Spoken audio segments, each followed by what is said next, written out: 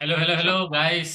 Welcome to the podcast where we friends discuss about the global events in context of India. So, guys, Nimish, this week there are two major topics, which somewhat one is obviously related to India, but one is somewhat related to India contextually. So let's dive in our topic. Our first and major topic is the Saudi Arabia and Pakistan's military pact. So let me give some brief details about it. On September 17th, 2025, Saudi Arabia and Pakistan have signed the landmark Strategic Mutual Defense Agreement (SMDA) in Riyadh, which formalizes the long-standing tradition between the military cooperation between the two nations. So, what this pact symbolizes, what this pact contains is if one country is attacked, it is same as the both countries are attacked. So it's very much like the NATO, and many people are suggesting it as Islamic NATO. So if we get into that, why why the Saudi Arabia has agreed into has came to agreement with the Pakistan. So the immediate concern is the Israel attack on Doha, killing its Hamas leaders. So the immediate impact is this that only. But there are many more considerations across the Middle East and other security concerns for Saudi Arabia. So Nimish, what's your take on this, and how will India how will India be affected? Yeah, I think this is a big change. This is something that we should be keeping our eye on. First thing, it is NATO-like. So this is a joint agreement where attack on one country is considered as an attack on all the countries. But um, NATO has this operational Yeah. guarantee, like they have more concrete guarantees that the other Mm. countries will come in support of the country that is under attack. But in this agreement, I think there is no guarantees as such. There is no operational guarantees. It is Saudi Arabia has an agreement, and it can enter the war if a war breaks out between India and Pakistan. But I think it's not binding agreement in a sense. So Saudi Arabia may support in some way. So how Saudi Arabia is supposed to support Pakistan Yeah. in case of an attack is not really well defined, or it's not really the operational details are not well defined. So this is all.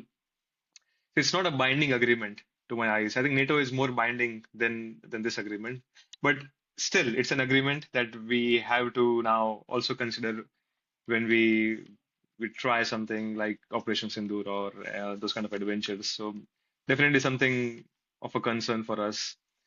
Um, Second thing is, I think, yeah, you're absolutely correct in thinking that this is all. I think Saudi now is also in a need of some kind of an agreement. It's not just that Pakistan is negotiating from a weaker point and they need some ally uh, to be able to handle the attacks from India. I think Saudi is also a bit worried now. It's in a concerned state because I think from 2020 onwards, USA became very self-reliant from the energy point of view. Like they became a next net exporter of energy, in fact, from 2020 onwards or 2021 onwards. So before that, USA was very much reliant on Middle East, and that's why they have this close relation with Saudi and Bahrain and Qatar and so on. So yeah, these countries could rely on the US for defense guarantees earlier.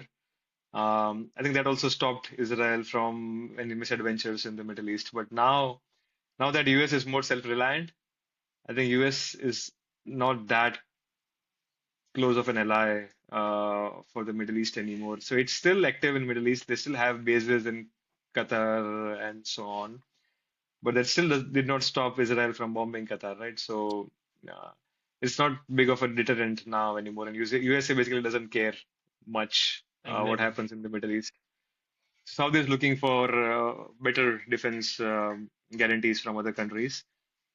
And Pakistan has this big nuclear guarantee, right? So Pakistan can use that as a bargaining chip. They have these nuclear weapons. Saudi can, yeah, it's a better guarantee, I think, for Saudis than what US can provide now. Yeah, you said the nuclear guarantee, the N word. Let's double click on that. Uh, the Actually, nowhere in this agreement there's an official nuclear wording. There's nowhere in this Yeah. document. But both the countries have in the press conference subtly or not so subtly confirmed that all the military action uh, will come under this agreement. So let's let's think about the picture for a second. If Israel even think of attacking a Middle Eastern nation like Saudi, uh, uh, but uh, the Saudi has an nuclear deterrence umbrella of Pakistan.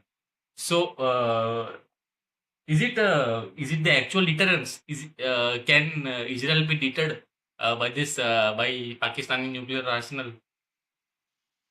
What do you think? Hmm. I think we were not deterred when we did the operation in Sindoor, right? So Yeah. even when Pakistan gets under a direct attack, when strikes happen, that nuclear deterrence is not really that useful.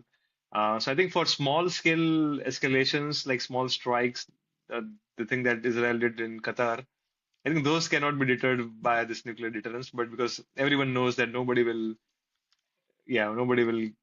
use the N word in those kind of small escalations, right? So, um, yeah, but it's still a deterrence for large scale Large scale attack. wars, large scale, So, direct confrontation yeah, between yeah, yeah. Israel But and Saudi and so on. Israel don't do that large scale attack. Nah. Israel always does the clinical scalpel like attack. Right? It only targeted people. Yeah, So maybe the nuclear deterrent in that case will not be relevant. Right. yeah, I think it's not that relevant for those kind of Mhm. precision strikes. And other than nuclear deterrence, I don't think Pakistan can help much to deter these strikes anyway. Like it can't even Mm. deter its strikes on its own land, so I don't think it can help Saudi deter or like prevent these strikes from happening. I think this is more of I think similar, surprisingly, like this is NATO kind of NATO is preventing these strikes from happening on European nations. So Mm. that works in the case of NATO, but not really. I don't think it will work here. Let's pick on this point. The Israel attacked the Doha and killed Hamas leader, where the US has a military base in Qatar. Still, US didn't do anything to protect it. So I think this is a downfall of the security guarantees of the USA. USA up till now was the guarantor.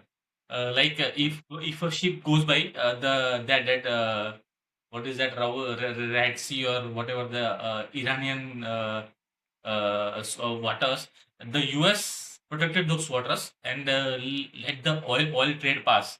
But after this attack, many countries are hedging their bets, just like Saudi Arabia. They're hedging their bets because they don't. They're not sure what the US will do, right? Yeah, So yeah, definitely. I think yeah. No, go on. what I'm getting at is it the rise of multipolarity where there will be many blocks like in Middle East there's a block, like in India there's a block, there's a major China, there's a Russia, US, Europe, EU.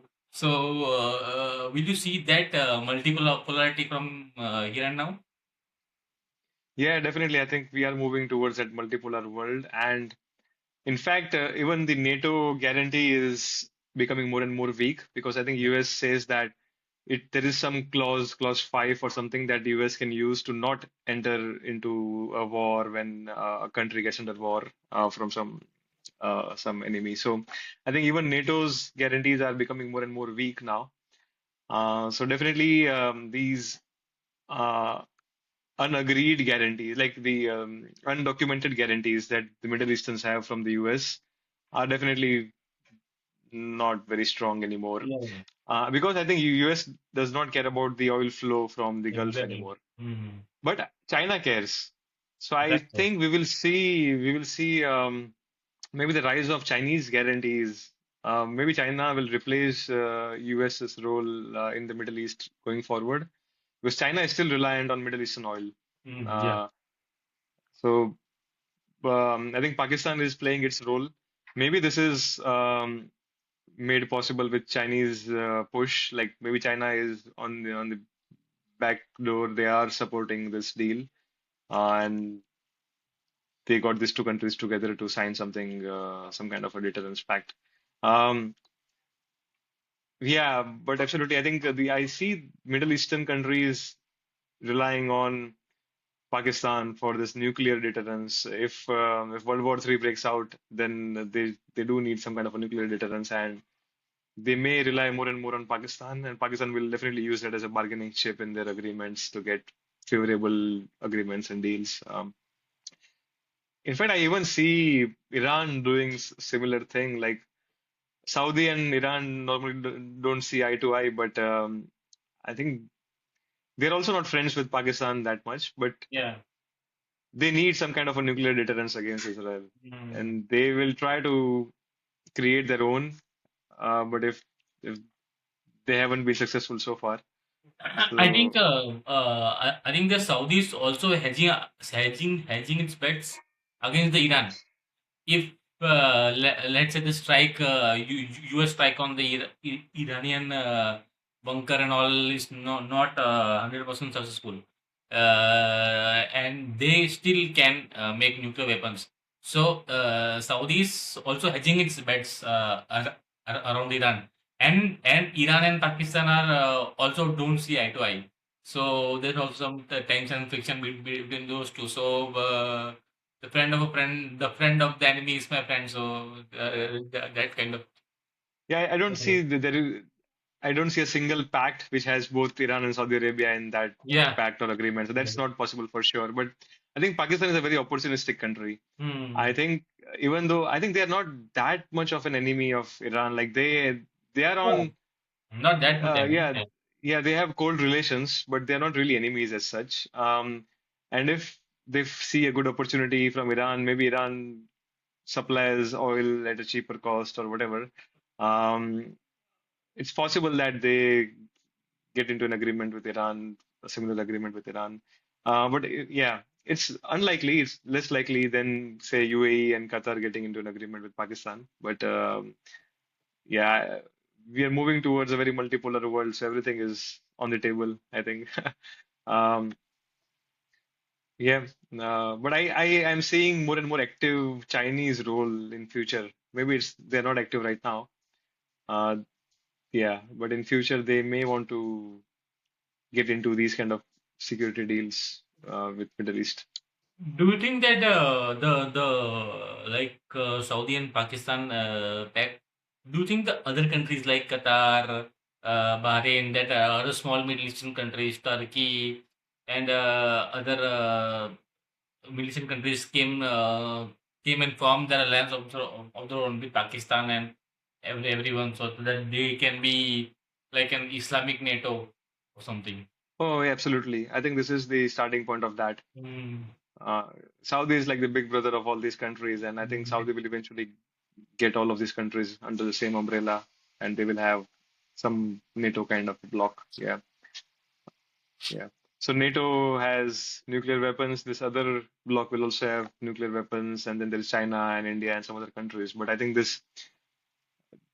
Pakistan is the only Muslim country with nuclear weapons right now, and all the other countries will try to form, uh, yeah, an Exactly. agreement with. So I'm But I'm thinking, where does India stands in this whole issue? So the MEA in his briefing has said that they are monitoring the situation, and actually this is also there is an very much stake. There's too many variations and possibilities here, because what I'm thinking is, suppose Pakistan emboldens and do something, because not because Saudi Arabia can militarily attack India, because they can provide one thing that Pakistan don't have, that is money. So behind a wealthy partner like Saudi, I think the Pakistan can be emboldened and do other mischiefs with India, and India uh, has to be proactive uh, with those things, because India and Saudi Arabia has also very good relations. India and Saudi Arabia has improved the relations dramatically, and Saudi is, I think, the third largest oil supplier of India, and has many investments in India. So it's yeah, not that Saudi will not think twice about uh, uh, military targeting India or something like that. yeah, I think the So, biggest leverage point is the one that you mentioned about that Saudi is the third oil supplier to India, right? mm, So, um, suppose something like Pahalgam happens again, like, and Pakistan will always deny its responsibility, so that we don't have a proof that Pakistani military was involved and so on. So we can never, yeah, it's always going to be some terrorist kind of an guerrilla attack where, yeah, um, we cannot really blame Pakistan very clearly. And say we go and do Operation Sindoor. I don't think Saudi will enter this dispute militarily, as you mentioned. I don't even think Saudi is has. I think Middle East realized very quickly that with money they can't really buy uh, cutting security. edge military hardware. Like they have good military hardware, but it's still not enough. It's still not enough to be a world leader in defense. You still Mm. need to rely, they still today relies on US and other countries. So none of the big powers will easily give up their leverage by supplying really the cutting edge hardware to all these countries, right? So they don't have, they are not really militarily more capable than Pakistan, I think. Pakistan Mhm. already has good fighter jets and everything. So they can supply, they can help with money. But I think even that is not a big big factor. I think the biggest factor is that Saudi can turn off the taps, the oil taps to India. If push comes to shove and they have to do something, I think that's the biggest leverage that they have over us, over India. And they can turn off the oil taps, and then yeah, uh, So we will have India to do can also something about it. diversify even from Saudi. Na? India can also diversify, can buy more oil from Russia and other Middle Eastern. But yeah, most of the oil is concentrated with the Middle East. So we have to buy some oil from the any Middle East countries. It's not very easy to diversify now. Otherwise, we would have diversified by now. We have Yeah, diversified, but still, yeah, yeah. It's it's hard. it's not It's easy hard. to find an alternative overnight, right? Yeah, exactly. And that will also be in and if that is not a short-term thing, if they cut off the supply for a longer term, then it's going to be really a bad situation for us for a very long term. Like we are buying now a more costlier oil because other countries know that we are dependent on them. So we will, Mhm. in the long run, it will just hurt our economic interests. Yeah, but Uh, what if we diversify from now only, I think we will before look, the, yeah, yeah, we will try to do that. But again, say if all the Middle Eastern countries get into this kind of yeah, an alliance with exactly, Pakistan, then exactly. Yeah, yeah, how will yeah. you diversify, right? Maybe we will have to rely on USA more. USA is now an exporter of energy, so maybe we can rely on them more. But again, I think we don't have. a very strong friend, oil-rich friend, right? Like we are, these are all different countries that have differences with us, and we have to diversify. But again, uh, there are only so many countries that can Yeah, that can take exactly. the role of Saudi Arabia. What about Venezuela? Yeah, I was thinking of that when I was discussing that. Yeah, Venezuela is one rogue country that we maybe, It has yeah, we it has can. the largest oil reserve in the world, but still can't supply because of the US sanctions. Nah. Yeah, there So are sanctions on it as well. So again, it's not very easy to and get oil from these countries. I think their capacities are also not that good. Not at par with the Middle Eastern countries. There are a lot of Yeah. corruptions and yeah, that kind of issue. Yeah, it may not be able to completely replace Saudi's supply. Yeah. It's also very far. I think that also has some implications on the security of that supply chain. Yeah. Yeah, exactly. I also was reading about how China is the quiet and eventually winner of this whole multipolarity because after US, China is the only pole which can counter the US, right? From here onwards, from now onwards, uh, I think uh, people will value the US less because of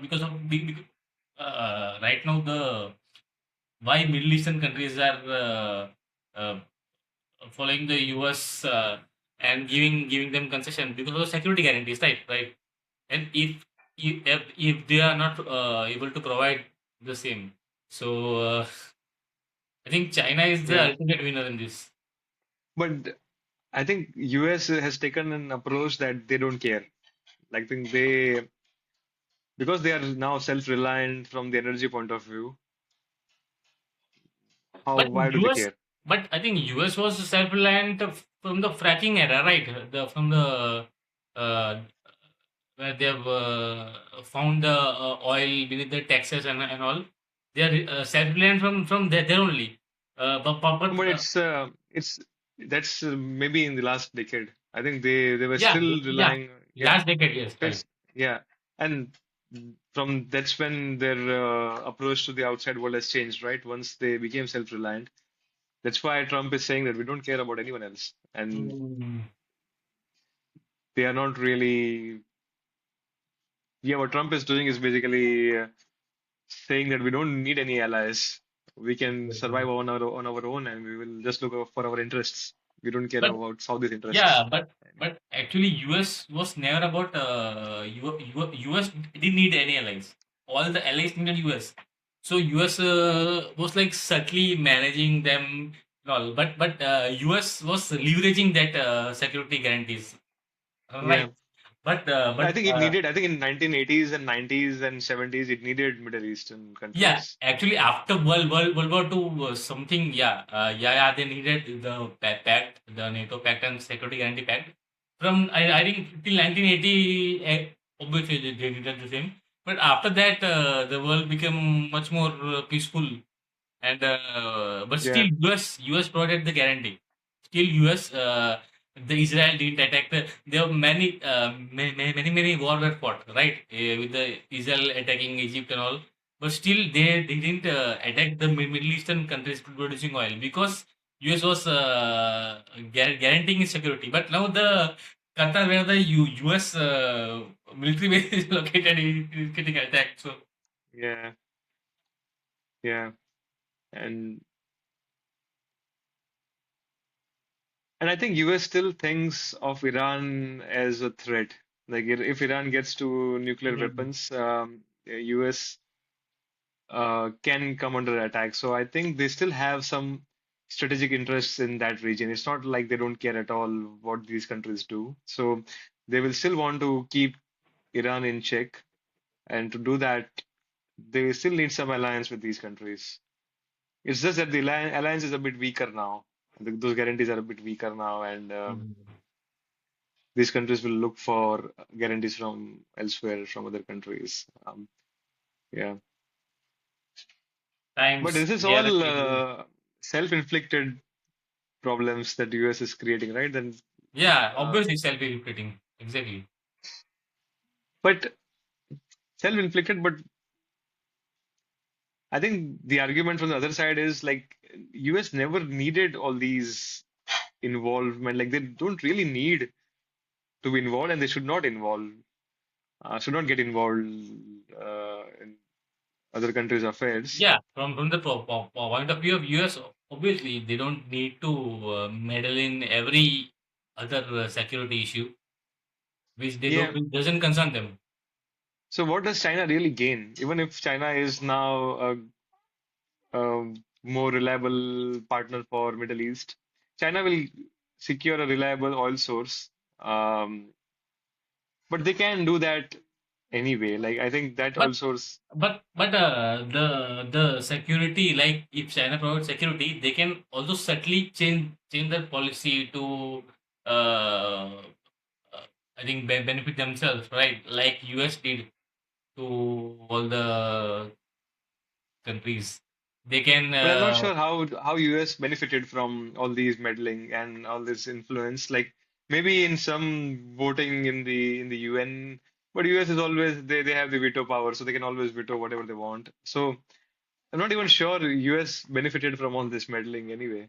Um, I think the main benefit was that oil supply was secured. But other than that, like what did they really gain apart from maybe ego boosting and that kind of yeah, they soft supplied. power. Apart from that, they increased their military industrial complex. Right, they supplied all the weapons to every Middle Eastern countries, all the F-20s and F-30s and the Tomahawk missiles and But that's everything. that's because they were the best defense supplier in the world. Like if they remain to be the best defense supplier, countries will still buy from them. I think countries are buying from China because China is cheaper. And if China is cheaper, nobody cares. Like people will buy from China. I think, yeah. So that's just the market. I think if you are not the best player in the market, nobody will buy from you. But actually, it's not only market. It's geopolitical calculations, strategic. Like suppose if China sells to India at the very cheap rate, India will not buy No, no, I think, yeah, but I'm talking about for these kind of countries which are not between really, US and China. yeah, they are on the fence. They're not really very closely linked with other countries. They're not Yeah. enemies of these countries. They're not friends as well. So, like Middle East is not an enemy of China. They don't really care whether they want they buy from the US or the China. Um, and I think US could have sold even more defense gears to these countries if US had not provided the security guarantees, right? If US really wanted to sell more defense gears, like Middle East has unlimited money, and Yeah. Yeah. if they didn't give any security guarantees to Saudi would even buy more aircrafts and more naval ships and whatnot from the US if they really wanted to sell more. Maybe. Yeah. Yeah, so I think Chinese influence is increasing, but I think definitely there is a role of soft power and influence in the geopolitical world. So you can't really discount and you can't really say that US didn't gain anything and China will not gain anything from influence and soft power. They will gain something, but not radical things, I think. Yeah. Soft power is, yeah, Even very if soft they benefits. even if they gain their oil supply, it's more than enough, right? It's more than enough for China. Yeah, I think that's what they really care about. Mm. China is also going to be self-reliant anyway in future. It is almost always almost self-reliant except for the oil. Um, so yeah, but yeah, from our point of view, I think now we have to find out whether this alliance is really going to stop us from another Operation Sindoor, or is it just yeah, Exactly. just a paper tiger? Yeah, Exactly. Times they are changing. it's changing. Yeah, So let's close this topic. and we were discussing about China. So from one China to other, let's discuss some other juicy news that China has banned the NVIDIA chip, which the NVIDIA is selling to China. But actually, we have to first understand this brief history. So in 2022, the US imposed the restrictions on export of cutting edge semiconductor chips. Official policy was high fence around the small yard, so they can strategical sorry tactically target a country, and they can export control the chips to create a supply barrier. So the US to bypass this US law, what NVIDIA is to supply the neutral chips, like like if the calculation or the processing speed is lower than the cutting edge chip, which comes so that can pass through the US export control law. So what China now did is it's banned on these neutral chips, which the NVIDIA is applying to China. So this is I think somewhat some dual reverse psychology thing issue. Yeah. Uh, I think China is putting pressure on NVIDIA to put pressure on the US administration to allow it to supply the cutting edge stuff, I think, essentially. exactly. Because NVIDIA can't really afford to lose the Chinese market. So they have to do something. And because it's the biggest country in the world right now, biggest company in the world right now, um, and it is, yeah, it is important for the US market overall. So I think they have a lot of soft power in the US, so they can lobby and try to, yeah, get past this ban. The way other companies are also trying to get close to Trump and get favorable deals and get past his sanctions and so on. Yeah, Uh, that's what is and, going on. but do you think that this ban will benefit China? Do you think that China can make its own cutting edge chips? Not that cutting edge, not that edge hundreds of the world, but still, if they are operating at 100%, can they at least get to 85-90% of that highest quality chip? I don't think they need to ban to reach there. Maybe I think they can. They are already trying. Like there are new startups in China for GPUs, and they're already trying. They haven't reached that part, but they are making progress very quickly. I think Yes, Huawei is a but big this player. will this ban put the pressure on the Chinese company to innovate and make things uh, uh, by their own, like we have earlier discussed to ban social media apps. Typically, the silicon cycles are quite long. So even if they can eventually make something which is as good as the Chinese, sorry, as the NVIDIA second grade chips, it will take at least 3 to 5 years. Like the But whole design cycle and the manufacturing cycle is that long. but this conventional design cycle, what you are saying is 3 to 5 years of the from inception to final product stage. Can this be short circuited with innovation? Can some new technique, some new embedding technique, the no not ultra UV, some currently there's an ultra UV right technology. Can they invent some other technology so that they can reach the cutting edge there without any need for lithography or No, this is not a lithography thing. This is not a silicon manufacturing problem. This is the that is also there. Like China can't manufacture yeah. in 2 nanometers or 3 nanometers, like really Mm. cutting edge technology. That's still there. But I think China is still a customer of TSMC. Like the Huawei still gets some chips manufactured in TSMC. So they can get a GPU manufactured in a really cutting technology if they want from TSMC. Um, But I think these Okay, yeah. Manufacturing is handled by TSMC, so they can, if they have design, they can yeah. manufacture the chips. Okay, I got it. Yeah, so the manufacturing is not a problem. And NVIDIA is not the giant it is because it has any cutting edge advantage in manufacturing.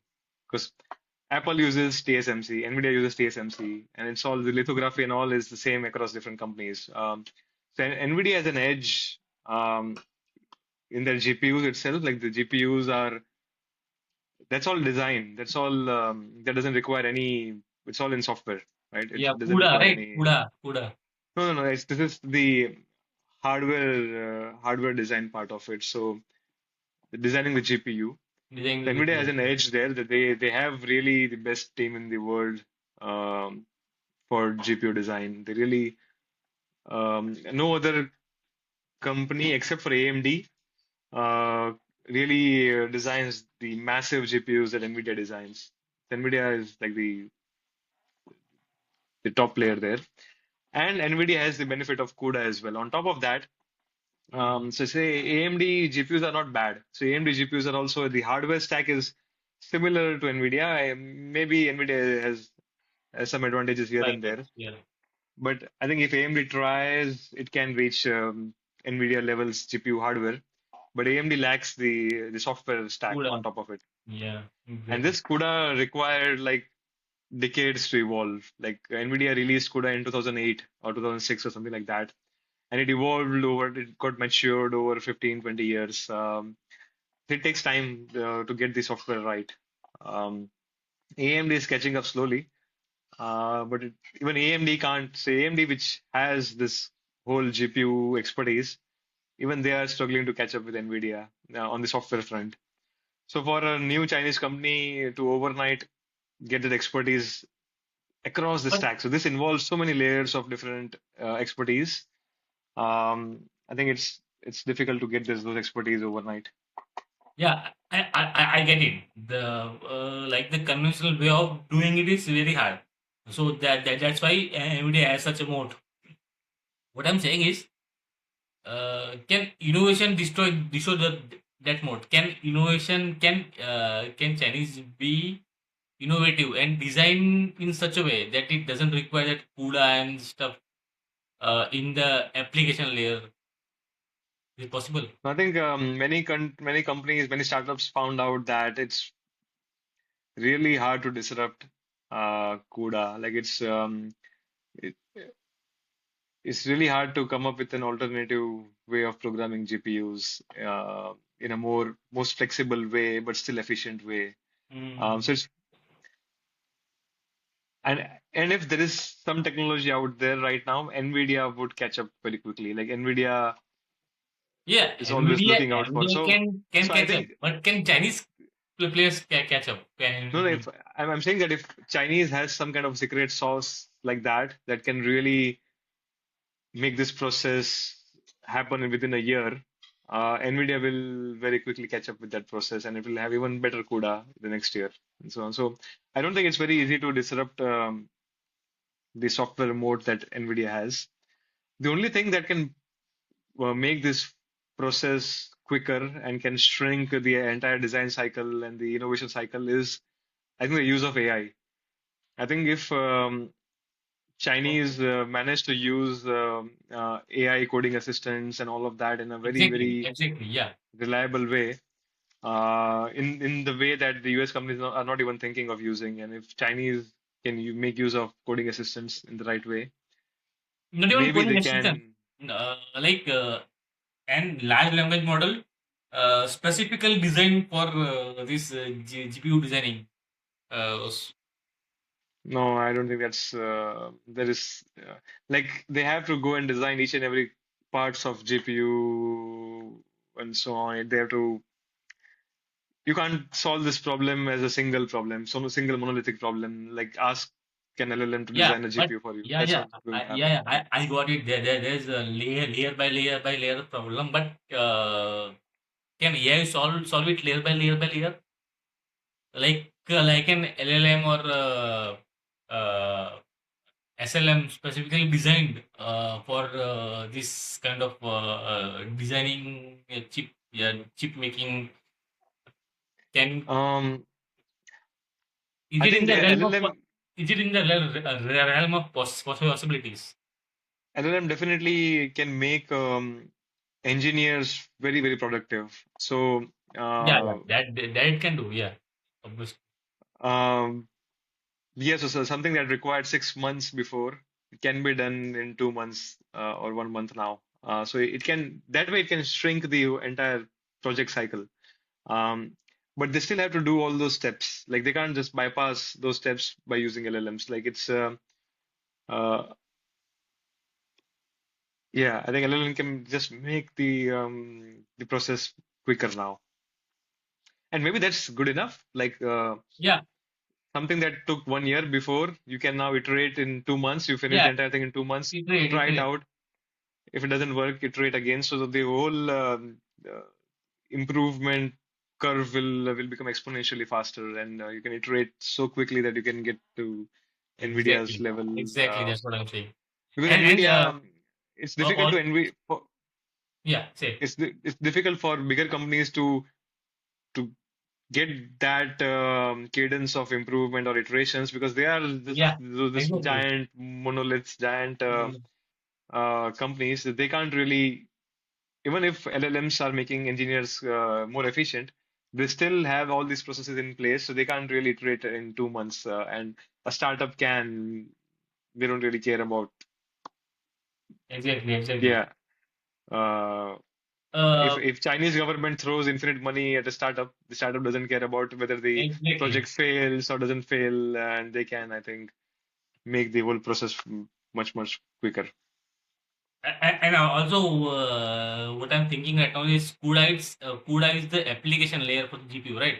If I have to use the NVIDIA GPU, I will use CUDA software so that I can, let's say, train my LLM on the GPU, right? Yeah. Yeah. So, what I'm thinking is Chinese people can open source that across the China. Will it be feasible? Like the open source sourcing of that software stack above the hardware stack? But they don't have that software stack right now, right? They don't have the hardware stack. They have something in Huawei, but they don't have the NVIDIA like hardware stack right now. They don't Okay. have that kind of GPUs. And on top of that, they don't have the software stack right now. None of Mm, the other companies except for NVIDIA has that. So that's the software moat of NVIDIA. Um, Even AMD, who is in this business from 20, 30 years now, even they are lagging. Um, and everybody is like, it's very hard to understand why that is the case. Like, yeah, CUDA is good, but I think it's an old technology and it's a well understood technology of how that is supposed to work. But still, people are not able to get that right in other companies. Like, it's still very hard to get CUDA like flexible and efficient software stack. So I think it's very hard to even pinpoint what the exact secret sauce is in this whole CUDA stack. What other companies are not getting right. It's very hard to pinpoint. Um, Even CUDA stack is very clunky. Like it will sometimes, it's very hard to debug with that stack. It will throw some kinds of errors, which are very hard to debug and so on. But other stacks are worse. AMD and Intel and theirs are even worse. So yeah, do you use CUDA? Do you I use CUDA? used to use CUDA. I when in my PhD, I did a lot of CUDA programming. I used that. Um, there are already open source alternatives to CUDA. There is OpenCL, and there are other alternatives, but still, they are not Yeah, at the quality and maturity of CUDA. exactly. Okay. So, I also think that this banning of annual chip is a multi-pronged, like a two-pronged strategy. One is to build pressure on the US. Recently, I think Chinese authorities have dropped its legal case with Google and file additional and increase the scrutiny on NVIDIA and Intel, which are I think what they're trying to hit is they're trying to hit where it hurts because Intel and NVIDIA are exporting to China, right? So with this ban, their revenues might hurt. And Yeah. Google, there is no major export to China. Export to China, I think.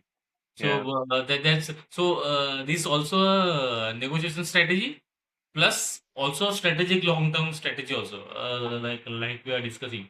But I would But like to point out one thing. I think yeah, uh, China is banning all this, and US has put the sanction and everything. But Chinese companies have already found a way to bypass the sanctions before. I think exactly. they were via Black third market, countries and black yeah, black market. market and via most like many mainly via Singapore as well. I think there was a lot of Singapore, Malaysia, yeah. Singapore, Malaysia, and those countries. So people will export to Malaysia, and then Malaysians will export to Chinese folks. So it's not really a very tight ban or sanction anyway. Um, Mm. Chinese will get hold on to all the hardware they want to. I think Chinese won't risk their AI dominance to achieve hardware dominance. I think for Chinese, the AI dominance is more important than achieving a GPU dominance. So I don't think they will wait for 2, 3 years for a Chinese startup to develop a GPU. They will get hold on to all the GPUs they can via the black market while putting pressure on the US government to remove the sanctions. But I think that Huawei's AI chip is also very good, right? Not at par with NVIDIA, but still good, right? Like in I'm not sure about the latest specs, the Ascend chip that they have. I'm not sure about the latest specs, but yeah, it's good. But still, as I said, AMD also has a good GPU. mm, That's not good enough. Yeah. mm, exactly. One thing is like Uh, if like the software stack is only important if you are researching and developing new and new LLMs and yes. new kinds of technologies. Like if you Exactly. are not doing that, if you are productionizing something, if you know that this is the LLM I want to work with or this is the LLM I want to train, um, if you know the architecture of the model very clearly, then software stack is not that important, and I think you can create custom libraries, custom kernels, and achieve the efficiency that you want. So maybe the LLM or the AI world has reached a point where they are clear about the architecture, like maybe DeepSeek architecture or some other open source architecture. They know what they want to uh, Yeah, train. they don't have to train the LLM, right? No, even if they want to train, they know that this is the architecture I want to train. They Okay, don't want to okay. experiment. Don't Parameters want to are experiment fixed, with, right? yeah, the Exactly. parameters are fixed and they know this is what I want to train. Train in different ways and different approaches, but this is the architecture I want to train. And then software is not that much of an requirement. You know, everything is fixed. You don't need the flexibility of the software stack. You still have to map that model very efficiently onto the hardware, which is what CUDA does. That is something you will have to do, but that's still an easier problem to solve than coming up with a software stack that is flexible as well as efficient.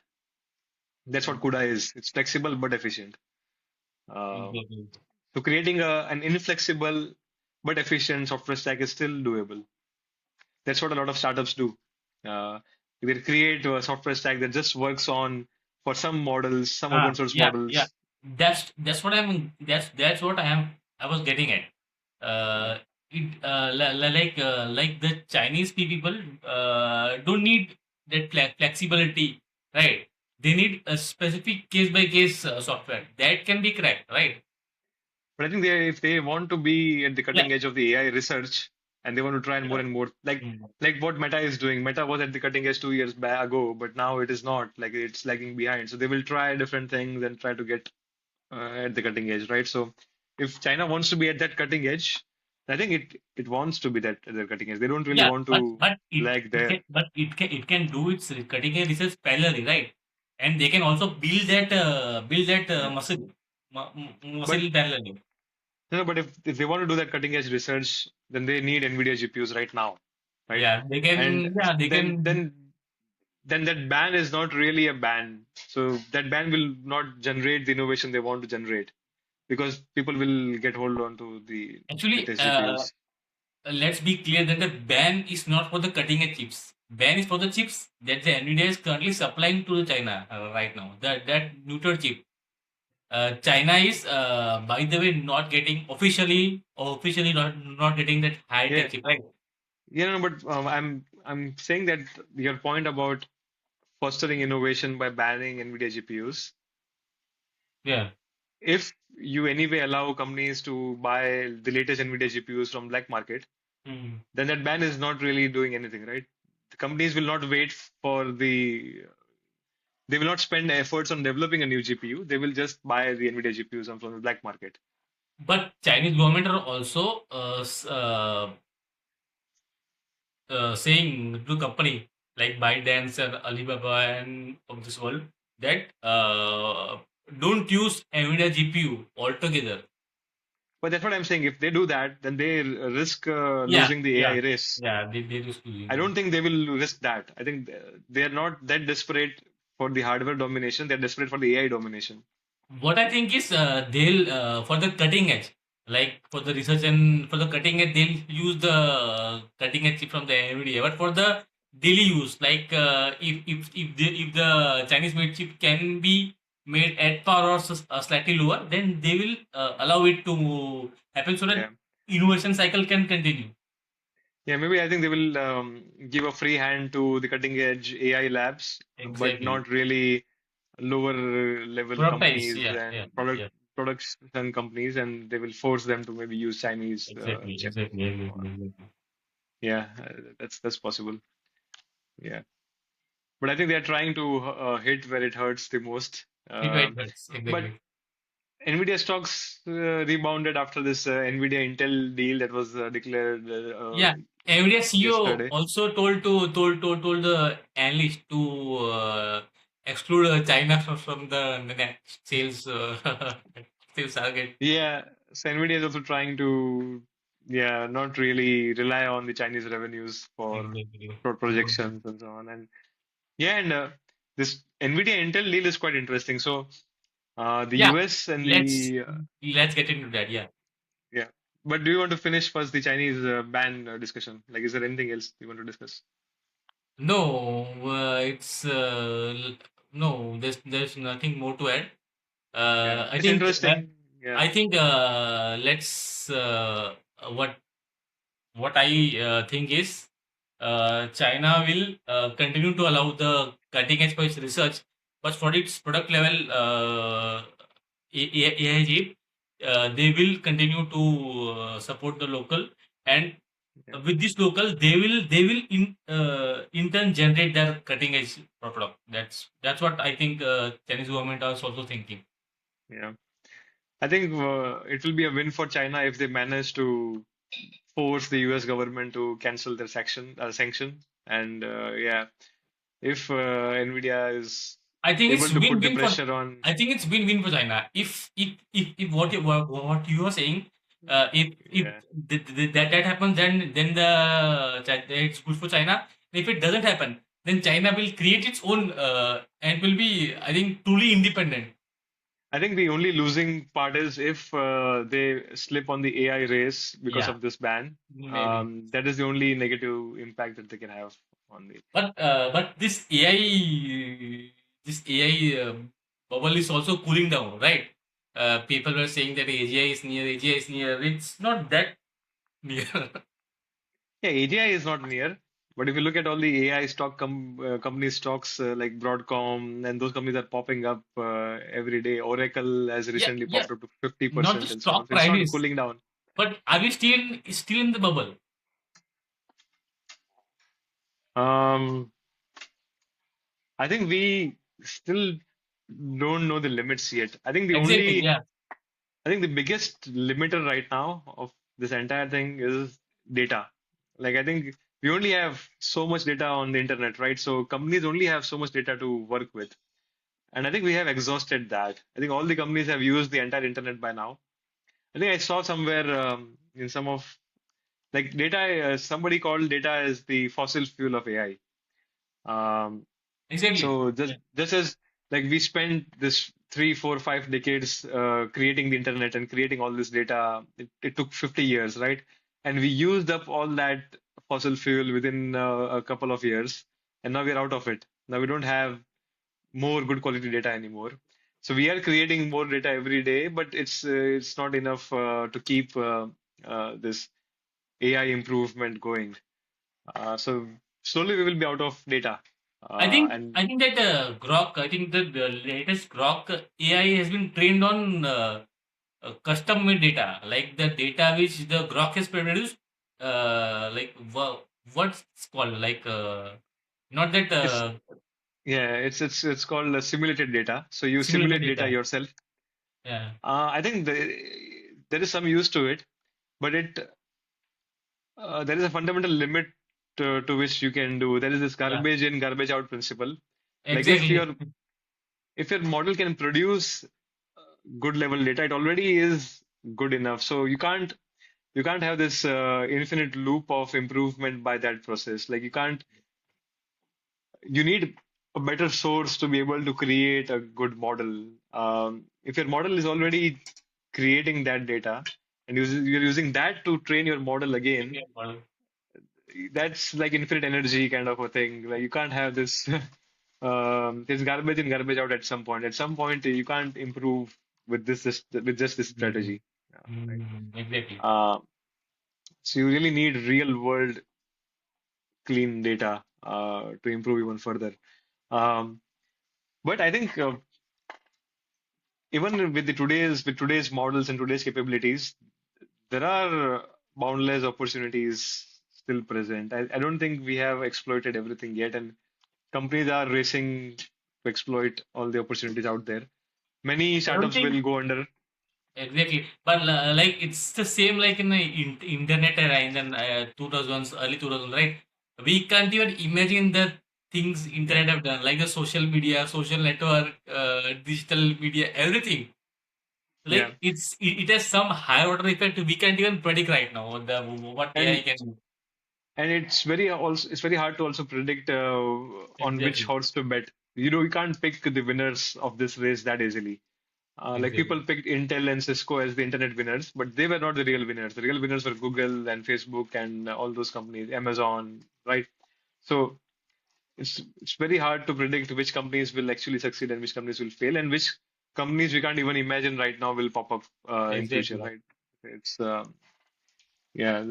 So I won't say we are already in the crash. I think there are still uh, Yeah, there are. people are, Yeah, but we, the use case of AI is limitless. Like that's given. What and I'm saying is it's not even started yet. I don't think general public has adopted AI exactly. Mm. in a true sense, and they will slowly get onto like the lay people will slowly get onto this the AI But capabilities. It will take some but that's a time, slow process, right? Right. If you want to, like how internet's yeah, use like how increase. internet, yeah, Yeah, exactly. yeah, yeah.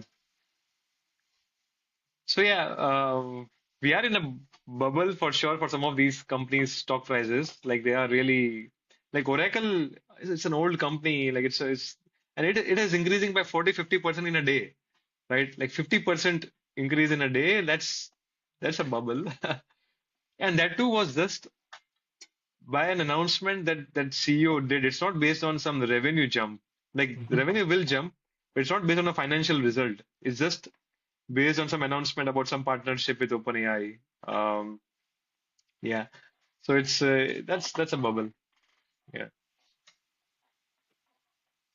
Sure, So yeah, sure. but we yeah, I think let's move on to the NVIDIA Intel thing Yeah, then. It's yeah, not yeah, really it's not, I don't know the much detail. I don't know all the details right now, but I think NVIDIA and NVIDIA is going to invest $5 billion in Intel.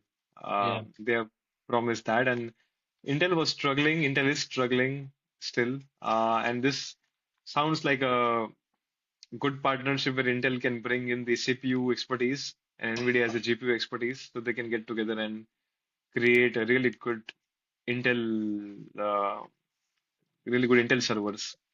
So already NVIDIA has partnered with ARM, and they have this ARM-based servers, and they also have this SoC where there are ARM CPUs and NVIDIA GPUs and all of that. But they haven't partnered with an x86, the Intel architecture CPU company yet. They will never partner with AMD. I think the US government will never allow that because AMD Intel is and UK, right? UK, no, no, AMD is also American. American. Okay. Yeah. But AMD and NVIDIA are like really, AMD has good GPUs and they are rivals. So NVIDIA and Intel are not really rivals. Like Yeah. NVIDIA is GPU, Intel is CPU. CPU, CPU. AMD is both CPU and GPU. So AMD is also a very interesting company. Like they have both the expertise. What about Um, that? The Snapdragon. Who makes that Snapdragon processor? Qualcomm, Qualcomm. Qualcomm. Qualcomm. Yeah. Okay. Yeah. Qualcomm is also good, but Qualcomm has improved recently quite a bit in the CPU space, especially. But I don't think Qualcomm has very good GPU. GPU. Yeah. Yeah. Yeah. GPU. I It's think lagging. AMD and NVIDIA, Intel tried for a very good GPU, but I think they failed. I think they succeeded in some form, but they eventually laid off that entire team that made that GPU. So you can say that it's not continuing anymore. Yeah. Exactly. Yeah. What I think is due to this investment in Intel, there will also be some second order, third order synergy between that CPUs and GPUs. I think where we have not even imagined such thing like parallel processing plus uh, what is this CPU does like. Serial processing. Serial It does. processing, like Yeah. combining the same and doing something else. But like AMD has both CPU and GPU expertise, and they still Yeah. haven't done anything with Mm. that. So I think this is well understood. Like these are two different categories of problems to solve, and you can't have a single silver bullet for both these categories of problems. So you need this diversity. You need different kinds of approaches, a GPU and CPU approach. This is all well understood, and it's just that it's very hard to develop expertise in both these categories of problems. Even for NVIDIA, it's hard to develop a cutting edge CPU today. CPU. And they try to acquire ARM, right? And the UK, I think the UK antitrust, that anti-competitive or whatever this thing is, which so I think they think of ARM as a sovereign strategic company for the UK, and they're not okay with a foreign company acquiring ARM, and that's how that deal didn't go through. And I think Intel is basically the sovereign company for the US. Like Intel, Yes. I think US thinks of Intel as really Yeah. their something that they can't allow to fail, a Yeah. company Too that big they to can't fail. really allow, Too big to yeah, fail. too big to fail. So first, I think the government acquired some portion of the Intel, like they acquired 10% Yeah. of Intel, Yeah. and now I think definitely they would have pushed NVIDIA to do something about Intel and invest something in Intel. I think there's danger for NVIDIA. Like Intel is like a government company now. It's Intel is thinking, around, right? it's a sinking ship, and its culture is really bad. The culture Yeah. that they have Really. is not innovation inducing. It's not. They're really complacent, and and if that culture infects NVIDIA, then NVIDIA risks becoming the next Intel. So NVIDIA, that's why I think NVIDIA is not. It's just an investment in Intel. NVIDIA has not announced some close partnership where the teams will work together. Like Mhm. they don't want Intel's culture to come to NVIDIA. So they will stay slightly away from Intel. They will develop some products together, but as separate companies, not really as a single entity. Yeah.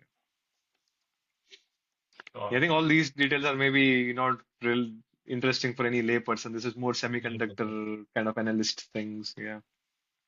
Oh, like we have discussed with China, US, semiconductor issue. So let's close this. topic with where does India stand in all this? Does India? I think India has made some. I think made some self chip. I think not Shakti, some. Huh? Shakti CPU. Shakti, yeah, something. There was the news, right? It was in the news. Uh, I think the CPU or GPU. I don't remember. There is a Shakti RISC 5 CPU, a CPU that was completely Indian made. Um, I think even manufactured in India, something Yeah, like that. Yeah. Yeah. So I think there is this startup. I I forgot think the name. I think it's a There's this. Vikram 32-bit processor. Oh, that's the ISRO ISRO. thing, I think. ISRO. Yeah, ISRO Yeah. and yeah. But that's not really very interesting, to be honest. Yeah, Like exactly. it's manufactured in some old technology, 130 nanometer or something like that. And 130 nanometer. yeah, we are still playing with those kind of technologies. And I don't think we know how to manufacture even 28 nanometer or those kind of technologies right now in India. And it's some old architecture, which is not very interesting. Yeah. I don't think we have any big horse in the race in semiconductor at all. Um, but I think all these companies have big offices in India, NVIDIA and Intel and Qualcomm, AMD, everyone. And they are opening even more and more bigger research centers. Like AMD is opening up a big research center in Hyderabad or Bangalore. Yeah. Mm, So we mm. have really massive talent pool for semiconductor. In fact, you could say like 30 to 40% of all these companies' products are designed with Indian talent. And even in the US, most of the talent is again Indian or Chinese. Yeah. So yeah, there's a big So talent if pool. if we had the initiative, there is no dearth of talent, right? There's a Yeah, dearth of definitely. infrastructure and courage to start the. Yeah, absolutely. NVIDIA is again, all these companies are not manufacturing their chips by Yeah, themselves. Like you exactly. don't need this 20 nanometer or 3 nanometer technology in your country. They're all getting all this manufactured in TSMC, right? So you just have to develop. So these are all fabless companies. These are called fabless Fabulous, companies fabulous. because, Yeah. right? So becoming a fabless company is just designing the chip. That's all software. It all happens on the computer. So there is no reason why we cannot do it in Bangalore. We are doing it for all these companies in Bangalore, right? So Exactly. Yeah. there was this company called Kosik. Kosik or oh no, I'm forgetting the name. That's an analog chip company, analog chip startup that got acquired by Cadence. There are some startups like that, smaller startups in Bangalore. Um, but nobody's trying to make CPUs or GPUs or those kind of. I think Use. it's very hard. It's a big problem. It's like solving the social network, like creating a social network kind of a thing. It's a big Mm. problem to solve. It takes time. It takes a big team to I crack. think it's So, I think it's even harder than the social network. Because here you need at least some basic uh, seed capital or uh, oh yeah, it's capital intensive for sure. capital It's intensive. Yeah. you need billions of dollars of to design a cutting edge CPU. So definitely capital intensive in that sense, but easier in the sense that it doesn't require this early mover Network effects. advantage or network Yeah. effect or those kind of things. Like there are random startups in the US that are competing with the big players, and you can do that. So yeah, Exactly. it's I think possible for I sure. think our Tata is making 19 nanometer chip uh, in India, right? Yeah, I think in the Dholera, I think the plant is getting ready. One of my friends there. I works there. I was in on call with him just 2 weeks back. Yeah, I think they are. So I think there is a partnership between Tata and PSMC, a Taiwanese TSMC. company. Yeah. Yeah. And that friend is in fact in Taiwan right now. So they are sending people from India to get trained under BSMC leadership and then come back and yeah, it's sort of that kind of a partnership where we get some training from them. Yeah, it's not cutting edge, but it's still yeah. Yeah, The plan is to so for 28 that, nanometers, good, right? But the basic day-to-day chips, like for the I think cars and that all. the plant that my friend is involved in is not really manufacturing chips, but just designing the silicon wafers. Just yeah, maybe yeah, designing the wafers for cutting edge 20 nanometer or those kind of technologies, and then just supply that wafers to foundries like TSMC and other companies. Yeah. So For the manufacturing, yeah. so not really yeah developing the chip itself, but the substrate on which the chip is developed eventually in foundries. Yeah, you have to, I think, first start from the basic of the supply chain, right? From the Yeah, wafer chips, and then you yeah. got to climb the ladder. So I think it's a good idea. It's a good approach. Crack one problem at a time, solve that, Yeah, and then move on to the next level of that stack. exactly, exactly. So, Yeah. guys, good discussion. Do you want to, Yeah. Nimish? Do you want to discuss anything else? No, no, I think yeah, exciting things happening in the semiconductor world. Good investment opportunities if somebody wants to invest. You have to be careful. Also, there are bubbles out there. So yeah, yeah, but yeah, interesting things happening. Exactly. So, guys, let's close this podcast. Bye, All right. guys. Bye bye. Bye. See Good you night. later. Good Bye. night.